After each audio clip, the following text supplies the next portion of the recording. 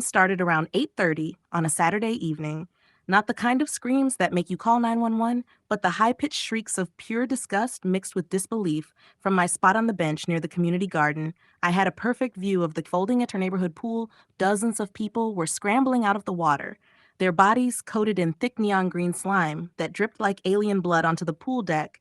At the center of it all stood Karen Pitoe, president extraordinaire, her designer's swimsuit resembling something from a low-budget monster movie.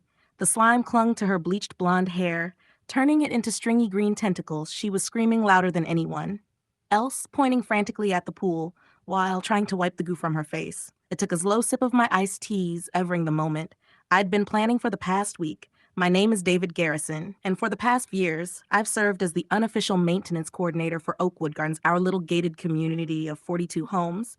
It wasn't a paid position, just something I fell into after Tyron Jurley from my engineering career enjoyed keeping our shared spaces in good condition, especially the pool area which had strict rules about pool usage, all clearly posted on the laminated sign by the gate: no glass containers, no pets, no parties without board approval, and absolutely no access when the pool was closed.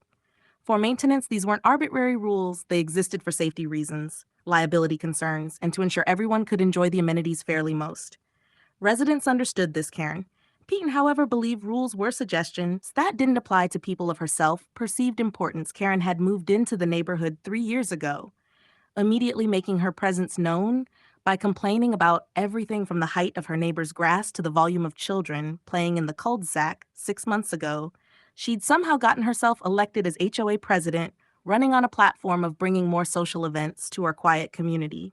What Shirley meant was throwing parties for her book club friends and real estate colleagues, using our common areas as her personal V. Knew the pool became her favorite targets. She'd already hosted 2 unauthorized gatherings, both times claiming she'd forgotten to file the proper paperwork. The board let its lid with warnings. Then came the incident that started this whole mess 2 weeks ago. I'd closed the pool for its annual deep cleaning, and chemical rebalancing. The process took several days and required keeping everyone out while the treatments did their work. He'd posted notices on every door, sent emails to the community list, and put up bright yellow caution tape across the pool gate with a sign reading "closed for maintenance" in letters solar. You could read them from space on the second day of the closure. I arrived for my morning check to find the lock cut clean through with bolt cutters, the tape torn down, and Karen standing by the pool with a clipboard, directing a catering company where to set up tables. She announced with a smug smile that she was throwing an impromptu neighborhood appreciation party that evening. When I pointed out the pool was closed and the water wasn't safe for swimming, she waved me off with a manicured hand. The neighborhood deserves some fun, David, she said in that condescending tone she'd perfected. Besides, I'm the HOA president. I can authorize emergency openings when necessary. I explained that the chlorine levels were dangerously high and the pH was being adjusted. Swimming could cause skin irritation, eye damage, and worse. She laughed and said I was being dramatic. The water looks fine to me. She declared, warned her one more time, documenting our conversation with my phone recording in my pocket. She told me to stop being such a worrywart, and that maybe it was time the board found a new maintenance coordinator who understood the importance of community building. That evening, her party went ahead as planned. Fortunately, most guests were smart enough to avoid the water after seeing the faint chemical fog hovering over the surface. But Karen made a big show of diving in herself, staying just long enough for photos before quickly getting out her skin. Already turning red from the chemical burn the next morning, it found her at my door, threatening to have me removed from my position for not properly maintaining the pools. She claimed the chemical imbalance was my fault and that I deliberately tried to sabotage her. Ventically showed her the documentation of the scheduled maintenance, the photos of the cut, and the recording of our conversation. Her face went through several shades of red before she stormed off, promising this wasn't over. That's when I decided Karen needed a lesson in consequences if she wanted. Otree ate her community pool like her personal party venue, ignoring safety protocols and destroying property. Then perhaps she needed to experience firsthand why rules existed. I spent the next few days researching and planning through my engineering contacts. I learned about a biodegradable polymer used in children's obstacle course events. It was completely harmless, non-toxic, and environmentally safe, but it had uninteresting property when mixed with water at the right concentration. It created a thick, clingy slime that adhered to fabric and skin. 4 hours before breaking down naturally, it was designed to wash off, eventually with soap and warm water. But the process was slow and frustrating, perfect for my purposes. Also discovered through the neighborhood gossip network that Karen was planning another pool party for the following Saturday, this time to celebrate her birthday. She'd been bragging about it, had the mailboxes, telling everyone how she wouldn't let some uptight maintenance man ruin her fun Friday night after the pool area was deserted.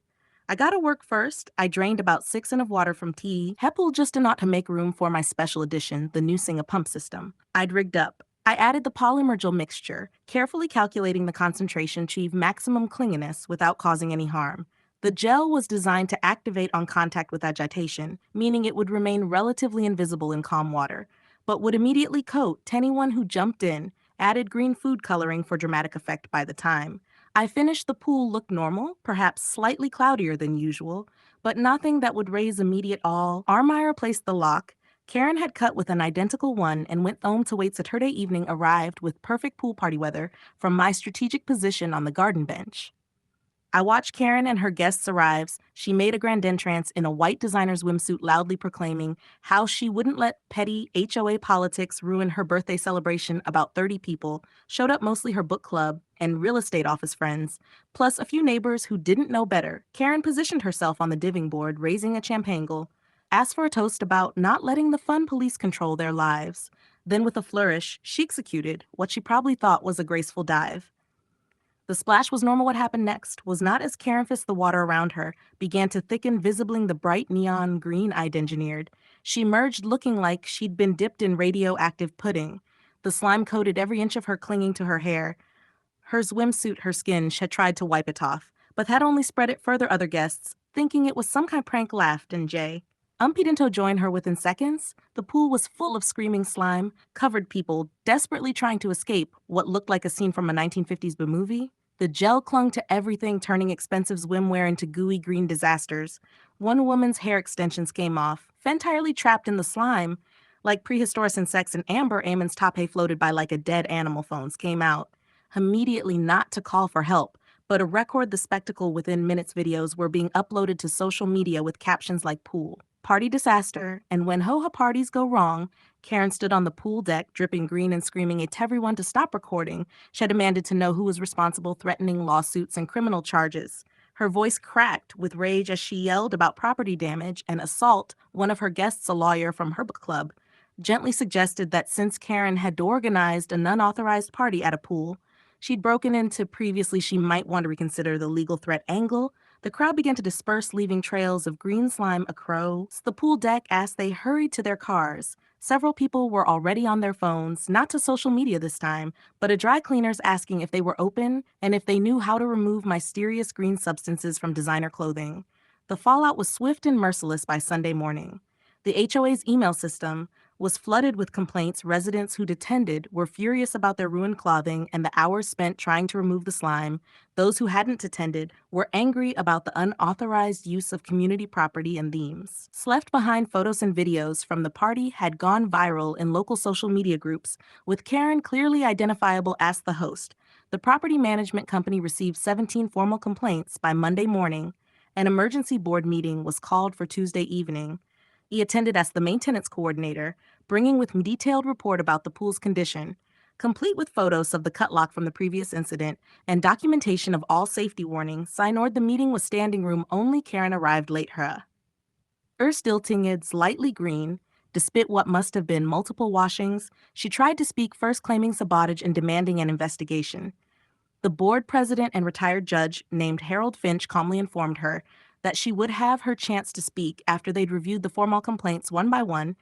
Residents stood up to voice their concerns. The lawyer from Karen's book club presented a bill for $300 to replace her ruined swimsuit. A neighbor showed photos of green slime tracked across his driveway. The mother of two young children expressed concern about safety protocols being ignored.